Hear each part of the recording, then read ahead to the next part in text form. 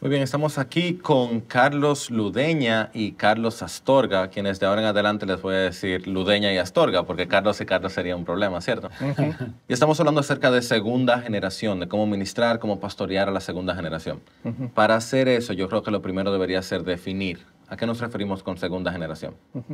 Bueno, en un sentido más general, cuando hablamos de segunda generación, estamos hablando de esa generación de la que hablan en las Escrituras cuando habla de transmitir la fe a los hijos y a los hijos de los hijos. En este sentido, cuando hay una generación de creyentes y después ellos tienen a sus hijos, tenemos que encontrar una manera de fielmente transmitir nuestra fe a ellos, y esta es esa segunda generación a la que debemos pastorear. O sea, los hijos son los que están siendo pastoreados principalmente, uno diría, cuando son los líderes de la iglesia, llamémosle así.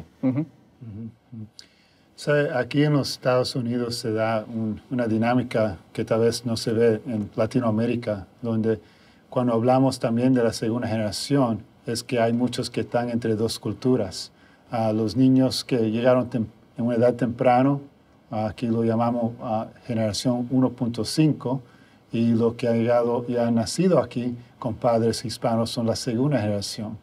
Y muchas veces se presenta esa dinámica que entonces en cuál idioma se va a transmitir. La idioma hispana, que es el idioma nativo de los padres, pero a la misma vez los niños que están oyendo todo en inglés en la escuela, y muchas veces hay iglesias que también su escuela dominical está en inglés.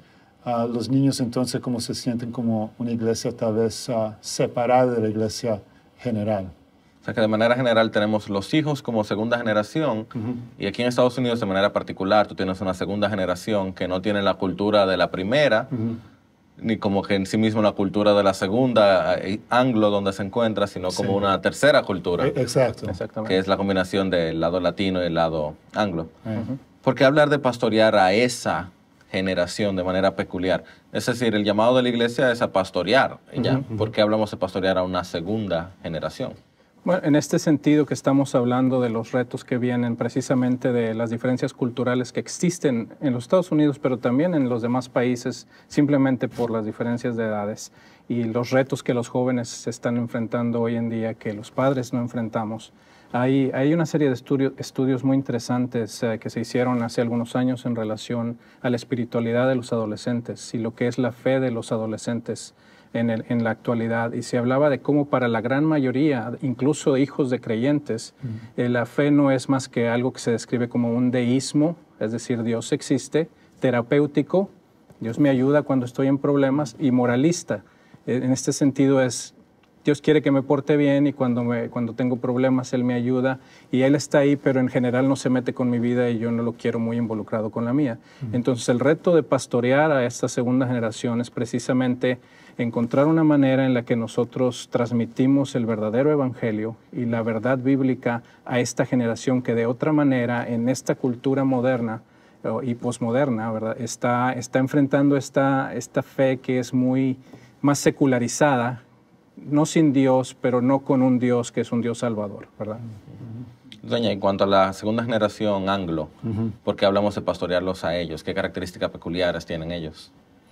Well, como dije, muchos de ellos hablan inglés, es su idioma, vamos a decir, de corazón, pero muchas veces, porque se sienten entre las dos culturas, es difícil si no tenemos ciertas adaptaciones a ello, ¿verdad?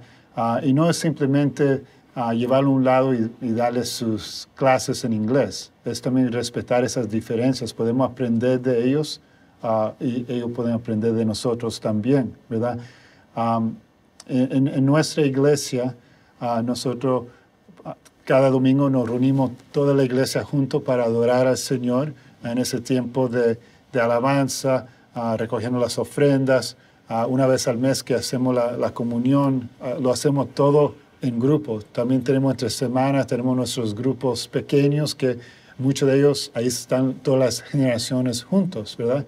Y entonces hay un concepto así de una iglesia que somos una sola iglesia creciendo juntos, y a la misma vez ellos tienen su tiempo para aprender a través de las escrituras en inglés, hablando y expresarse en su idioma de corazón. Entonces, es dar ese espacio, pero también no tratarlo y ponerlo a un lado porque, no sé, yo creo que es muy importante que no es mantener nuestro lenguaje, es transmitir el evangelio a la próxima generación.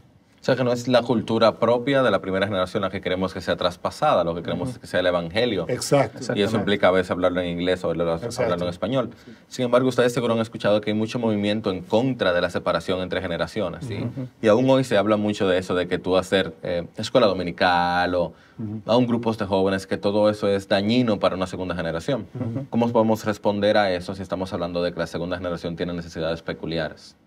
Bueno, tenemos que aprender a no nada más tener estas áreas en las que tenemos una experiencia familiar y unida, en las que podemos tener adoración y servicio y oportunidades de comunidad, pero también podemos aprovechar y tenemos que enfocarnos en esa necesidad que ellos tienen específica de encontrar en el Evangelio en los lugares y en la manera en los que ellos están ahora experimentando su propia vida, que es diferente a la de los padres, ¿verdad? Incluyendo el lenguaje. Sí. Pero es importante entonces no menospreciar el hecho de que verdaderamente existe una distinción.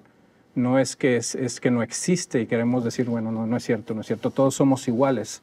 Es falso, ¿verdad? Tenemos que reconocer que nuestros hijos tienen una necesidad en ese sentido que no es la que nosotros tuvimos, pero el Evangelio puede llegar a esa necesidad si nosotros aprendemos a enfocarlo de la manera apropiada, ¿verdad?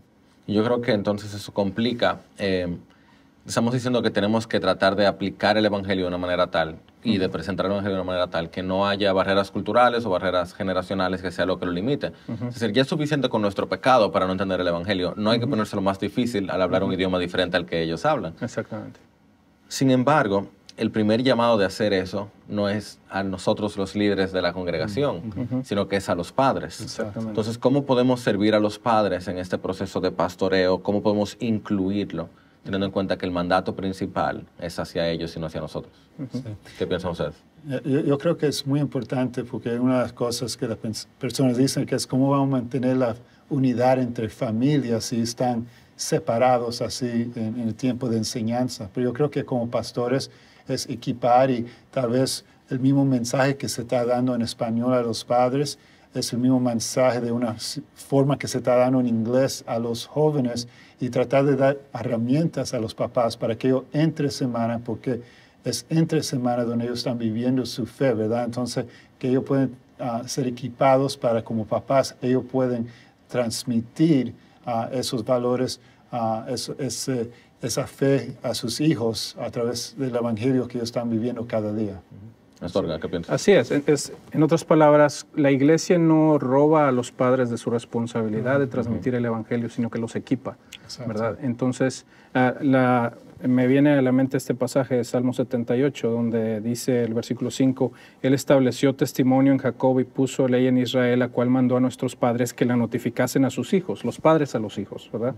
Para que lo sepa la generación venidera y los hijos que nacerán y los hijos que se levantarán lo cuenten a sus hijos, a fin de que pongan en Dios su confianza y no se olviden de las obras de Dios, que guarden sus mandamientos, etc.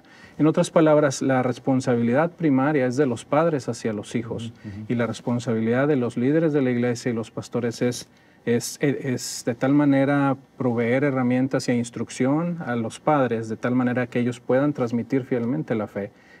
Así es que el discipulado de los padres y la edificación y la instrucción doctrinal y la instrucción del Evangelio hacia los padres y los líderes en general en la congregación es importantísima, porque ellos son los que serán el modelo para los hijos, ¿verdad?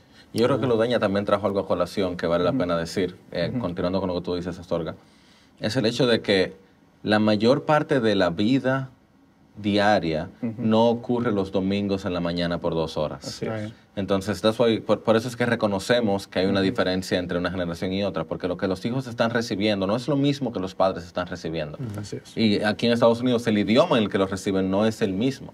Por tal razón yo creo que ustedes sabiamente nos apuntan a que como iglesia debemos proveer a los padres de equipamiento para las otras horas de la semana que no son las 2 horas de la iglesia. Exactamente. Y quizás eso es una respuesta a los que dicen que uno los separa cuando tú tienes grupos diferentes o grupos de edad. Es que eso pasa por 1 hora, hora y media. Así es. Los devocionales familiares no se hacen aquí en la iglesia. Exacto. El tiempo de compartir en la palabra, los desayunos, el salirse de vacaciones, nada de eso pasa aquí en la iglesia, todo eso pasa en la familia. Entonces, como iglesia, una buena parte de pastorear a la segunda generación es pastorear correctamente a los padres. Exacto. Así es. Sí, quizá otra cosa en ese sentido es este aspecto que para los jóvenes me parece a mí que es muy importante. A veces ellos necesitan un modelo y un mentor externo a los padres, ¿verdad? A veces necesitan de alguien que esté cercano, que los escuche, que no tenga necesariamente una relación familiar. Y este aspecto de discipulado que describe una relación que va más allá de las reuniones y de los servicios de miércoles o de domingo, es de mucho impacto para ellos porque verdaderamente buscan modelos a seguir y a veces no los tienen en la vida diaria, solamente en domingo cuando están rodeados de otros jóvenes y no tienen oportunidad de expresar muchos de sus verdaderos sentimientos y luchas, ¿no? Y eso es sin incluir a aquellos que no son hijos de padres creyentes, que también tienen toda una situación. Exacto. Y de hecho, aquí en Estados Unidos pasa mucho que el padre no habla inglés y el hijo no puede hablar en su heart language, en su lenguaje del corazón con el padre y no entiende la cultura necesariamente. Entonces, como iglesia podemos proveer de herramientas aún para eso. Así. Una última pregunta. Quisiera preguntarles entonces, ¿cómo los hacemos partícipes a la segunda generación del servicio dominical? Ya hablamos de que lo más importante no pasa en las 2 horas de la iglesia, pero ¿cómo uno los hace partícipes de, específicamente, quizás un grupo de adoración? O ¿cómo los ayudamos a servir al Señor? ¿Y de qué manera podemos hacerlo? Yo creo que eso es muy importante y debemos buscar esos momentos, esos espacios donde ellos pueden servir. Ellos pueden servir, como dijiste, en la música, ellos pueden servir como mujeres, ellos pueden servir en muchas diferentes formas. Yo he visto en nuestra iglesia que nosotros tenemos algunos domingos donde han servido a los muchachos que están en el high school, han servido en la escuela dominical también con los niños más pequeños. Entonces ellos se ven parte de la iglesia, ellos ven que son miembros que están sirviendo el cuerpo de Cristo. Y entonces eso trae, en realidad que ellos pueden ver que no somos una iglesia separada, somos una iglesia junta, ¿verdad? En mi opinión también otro asunto importante, especialmente en esta cultura, es darles honor y valor a los jóvenes. A veces hay una expectativa muy baja en relación a la adolescencia. Es como está en un periodo de transición donde no puede hacer mucho y está con tantas luchas que entonces no es útil. Y eso es una mentira, ¿verdad? Hay un valor y una energía y una pasión muy profunda en los jóvenes y debemos de nosotros mostrarles el suficiente honor y respeto a ellos para darles las oportunidades, aun cuando sean jóvenes, ¿verdad? Que nadie tenga en poco su juventud, sino que puedan servir sabiendo que son valorados en lo que pueden aportar, ¿verdad? La idea no es ponérselo en papita y puré para que puedan entenderlo. La idea es presentarles respuesta a las inquietudes que ellos tienen en cuanto a los problemas que ellos están enfrentando, que no necesariamente son exactamente iguales a los nuestros. Exactamente. Y eso es como iglesia una manera de poder pastorear esa segunda generación.